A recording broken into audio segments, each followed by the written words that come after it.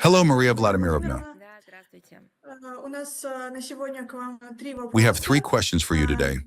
First, the Council of the European Union has approved the European Commission's proposal to ban gas purchases from Russia starting January 1st, 2028. The EU Council has also approved a ban on the transit of Russian gas through the Union to other countries. In your opinion, how will such a measure affect the economy of the Union, and in particular, its citizens?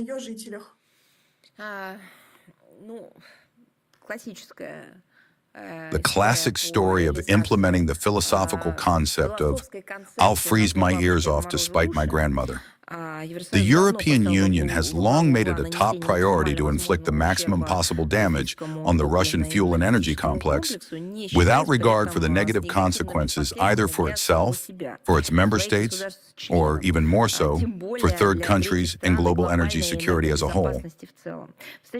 At present, the EU is working on the draft regulation submitted by the European Commission on June 17th concerning the cessation of imports of Russian gas.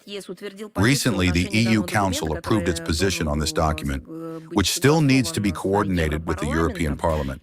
In the draft regulation approved by the European Union Council, at least for now, there is no ban on the transit of Russian pipeline gas through the European Union to other countries. At the same time, the document notes the need to introduce a kind of monitoring regime concerning the transit in order to prevent Russian gas from entering the EU market in circumvention of the restrictions. Well, that's just impossible. You know, I keep imagining it. I keep remembering that immortal story. The little match girl. The girl was freezing and she burned matches. And people walk by who could warm her. They're carrying heating equipment to provide warmth, warm clothes, even the same matches. And a person is standing nearby saying, "Girl, you absolutely must not, under any circumstances, accept any help or support, nothing at all. You have your last matches left, and God forbid you should accept help or warm yourself up, even though the opportunity is there. Forbid yourself. We all forbid you." Yes. This is the same story, and the fairy tale is, as it happens, a European one.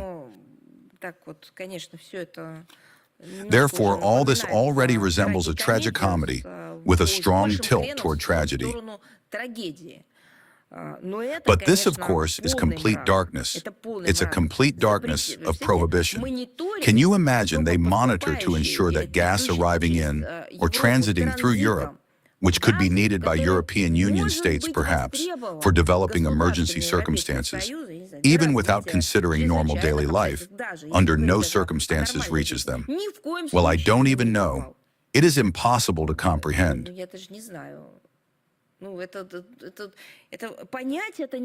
We are talking about that part of the European continent which does not possess the necessary reserves of hydrocarbons.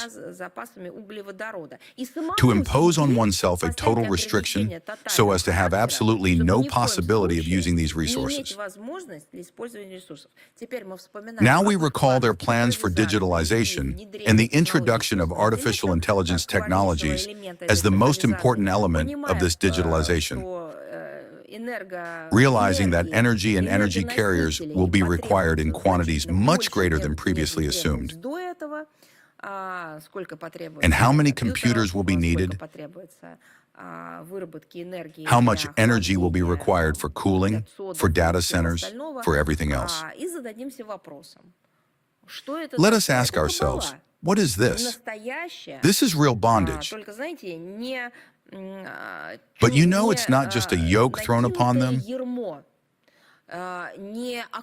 nor the chains in which they've been shackled, but an adopted concept of self-destruction and self-enslavement, a kind of zombie-like state. Honestly, this is starting to resemble the practices of totalitarian sects. That's what I would say. In particular, a requirement is provided to submit detailed information about the planned transit 1 month in advance, apparently to monitor it. At the same time, given the general anti-Russian bias of EU Brussels, it cannot be ruled out that even in the absence of a corresponding ban, the European Union, under the pretext of combating the circumvention of anti-Russian sanctions, may obstruct the transit of gas from Russia to third countries. Incidentally, through EU ports, transit of Russian liquefied natural gas supplies to third countries has already been prohibited since March 26, 2025.